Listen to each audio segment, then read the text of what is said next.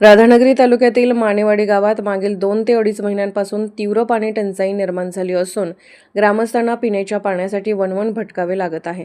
गावात मिळणारे पाणी अपुरे आणि दूषित असल्याने साथीचे रोग पसरण्याची भीती व्यक्त केली जात आहे।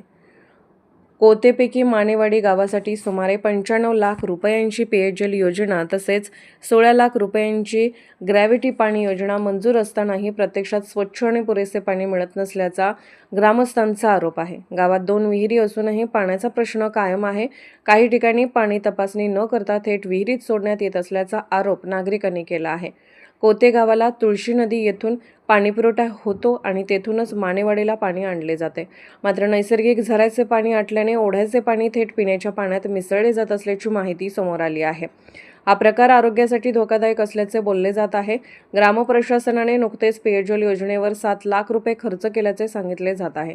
मात्र तरीही अपुरा व दूषित पाणी पुरवठा होत असल्याने हे पैसे नेमके कुठे खर्च झाले याबाबत गावात चर्चा सुरू झाली आहे।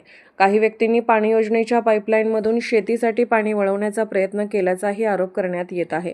पाण्याअभावी गावातील महिला व्याकुळ झाल्या असून लवकरच घागर मोर्चा काढण्याचा इशारा देण्यात आलाय। पाण्याअभावी जीवितहानी झाल्यास प्रशासनाला जबाबदार धरण्यात येईल असा स्पष्ट इशाराही ग्रामस्थांनी दिला आहे। राधानगरी हा तलावांचा तालुका म्हणून ओळखला जात असला तरी अनेक गावांना पाणी टंचाईचा सामना करावा लागत आहे। मानेवाडी ग्राम प्रशासनाला पालकमंत्री प्रकाशराव आंबेडकर यांनी कडक ताकीद द्यावी आणि तातडीने उपाययोजना कराव्यात अशी मागणी ग्रामस्थांनी केली आहे। मानेवाडीतील नागरिकांना स्वच्छ आणि पुरेसे पाणी कधी मिळणार, प्रशासन तातडीने पावले उचलणार का, हा प्रश्न निर्माण झाला आहे।